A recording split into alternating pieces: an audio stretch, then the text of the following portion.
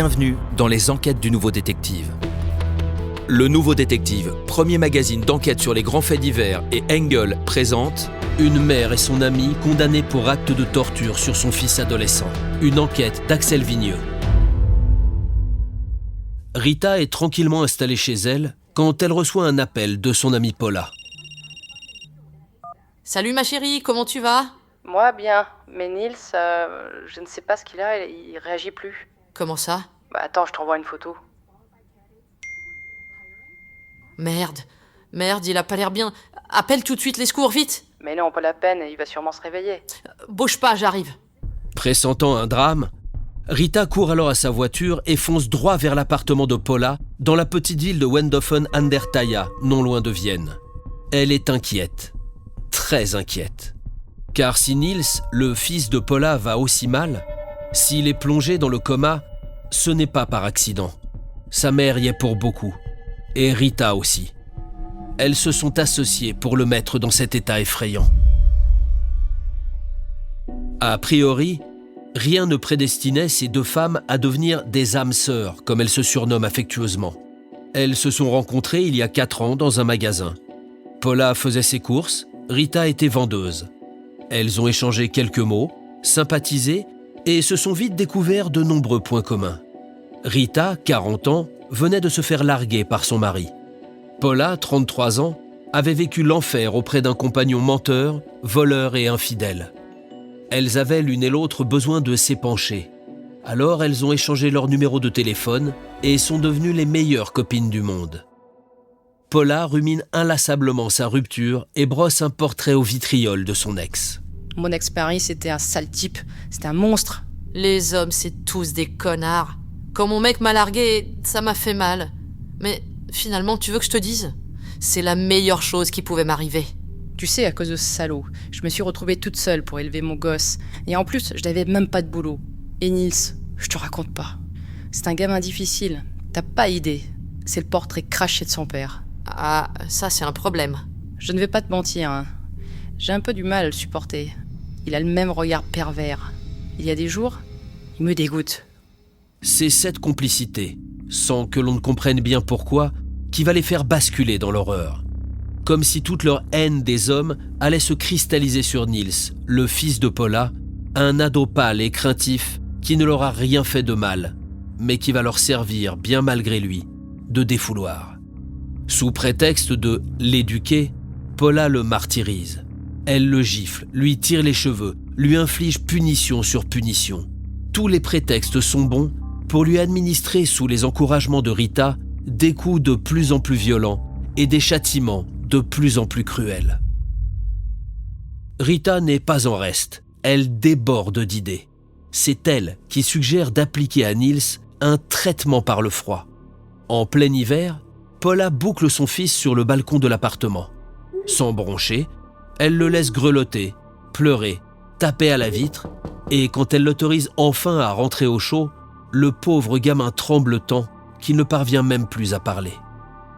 Un jour, Rita, regardant la caisse de transport du chien, se retourne vers Paula. Attends, je viens d'avoir une super idée pour Nils. Je sens que tu vas te surpasser. On va l'enfermer dans la caisse du chien. Mais tu crois qu'il va rentrer ? On n'a qu'à essayer. Allez, je l'appelle. Hé, Nils, viens ici, tout de suite. Qu'est-ce qu'il y a, maman ? Rentre dans la caisse du chien, tout de suite. Non, mais j'ai pas envie. Si tu ne rentres pas tout seul, je te fais rentrer à coup de ceinture et avec un chausse-pied. L'enfant s'exécute, mais visiblement il est trop grand. Tu vois que ça rentre pas. Mais si, vas-y, appuie sur sa tête. Voilà, comme ça. Vas-y, maintenant tu fermes la grille, là. Ah oui, tu as raison, ça rentre. Mais non, mais c'est trop drôle. Vas-y, on va faire des selfies.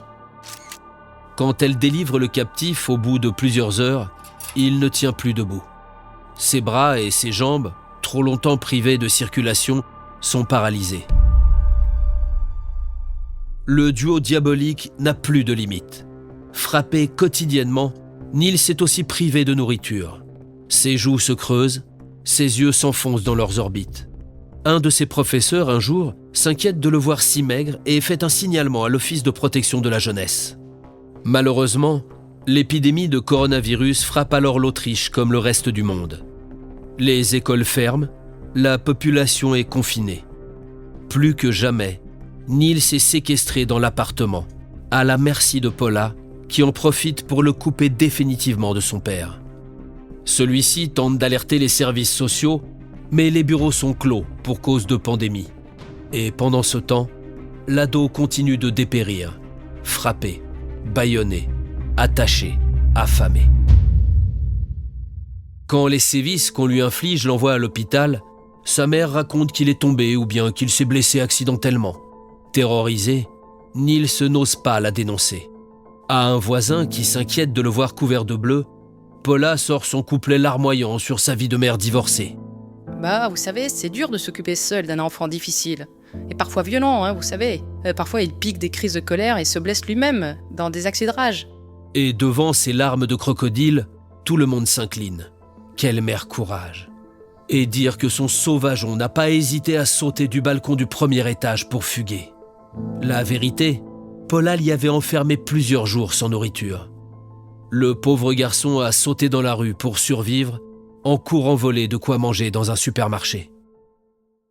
Le sadisme des deux femmes atteint son paroxysme le 21 novembre 2022. Encouragée par Rita, Paula force son fils à entrer dans la cage, verse sur lui une casserole d'eau froide, puis ouvre en grand les fenêtres de la chambre. Ce jour-là, en Autriche, la température extérieure est inférieure à 0. Niels grelotte, pleure, supplie sa mère de le libérer, en vain.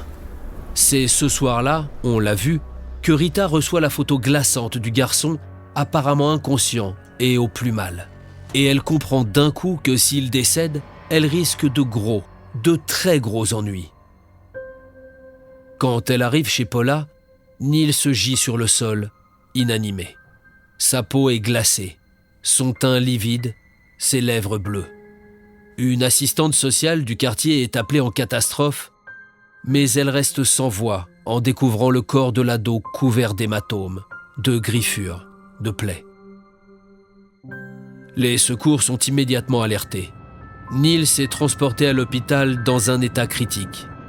Sa température corporelle est tombée à 26,8 degrés. Sa mère, rapidement arrêtée pour sévices graves, est placée en détention. 3 mois plus tard, Rita, la super copine, est interpellée à son tour. Leur procès s'est ouvert le 26 février dernier devant le tribunal criminel de la ville de Krems, au nord-ouest de Vienne. La première chose que le public découvre en entrant dans la salle d'audience, c'est la caisse de transport pour le chien posée en évidence sur une table. Cet objet incarne à lui seul le calvaire qu'a enduré le pauvre Niels. L'adolescent mineur est représenté par son avocat et par son père assis au premier rang sur le banc des parties civiles. Dans le box des accusés, les deux tortionnaires n'échangent pas un regard. Le dos voûté, la voix fragile et hésitante, Paula, la mère, se dit terriblement désolée pour ce qui s'est passé. Je ne sais pas comment ça a pu arriver tout ça. Mais vraiment, je regrette d'avoir été en contact avec cette femme. Conclut-elle en rejetant implicitement la faute sur son ancienne complice. En pleurs, Rita reconnaît avoir été présente à plusieurs reprises dans l'appartement alors que l'enfant était enfermé dans la cage du chien. Je n'étais pas consciente de la gravité des agissements de sa mère. Se défend-elle en sanglotant. Mais ses larmes n'ont trompé personne. Les prétendus regrets de sa coprévenue non plus. Il faut dire qu'au moment de leur arrestation, les enquêteurs ont découvert 2 téléphones très endommagés, visiblement écrasés à coups de talon. Vaine tentative d'en détruire le contenu. Les experts en informatique ont tout récupéré. Messages, photos, vidéos. Certains textos sont projetés sur un écran. Affame-le. Écrit Rita. Laisse-le se les geler dehors et mange un gâteau devant lui. Mets-lui de l'adhésif sur la bouche pour l'empêcher de crier.